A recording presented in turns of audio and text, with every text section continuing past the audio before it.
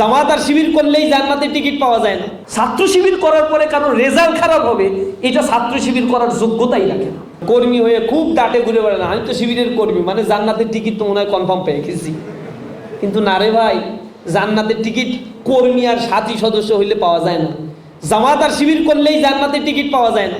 কাজের মাধ্যমে জান্নাতের টিকিট নিশ্চিত করতে হয়। তুমি কর্মী হওয়ার পরে আগে বাবা মার সাথে যে আচরণ করছে, এখন সেই আচরণ কোশ্চিন কালো করতে পারবা। বাবা মার সাথে উঠ শব্দ বললেও তুমি শিবিরের কর্মী হওয়ার যোগ্যতা আদায় করেছো।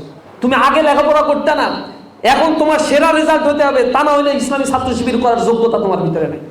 ছাত্র শিবির করার পরে কারণ রেজাল্ট খারাপ হবে, এটা ছাত্র শিবির করার যোগ্যতাই রাখে না। ইসলামী ছাত্র শিবির সে করতে পারবে না।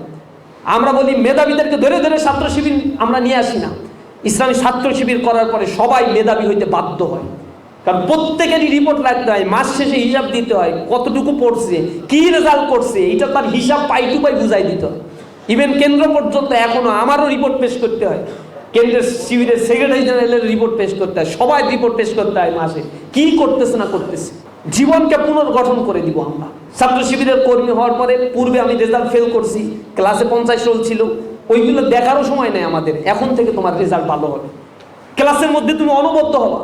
সবচেয়ে ভালো দায়ী সে যার রেজাল্ট মেধা এই দিক থেকে সে অগ্রগামী, সেই জায়গায় তোমাকে আগাতে হবে, তাহলেই তুমি শিবিরের কর্মী হওয়ার যোগ্যতা অর্জন করছো।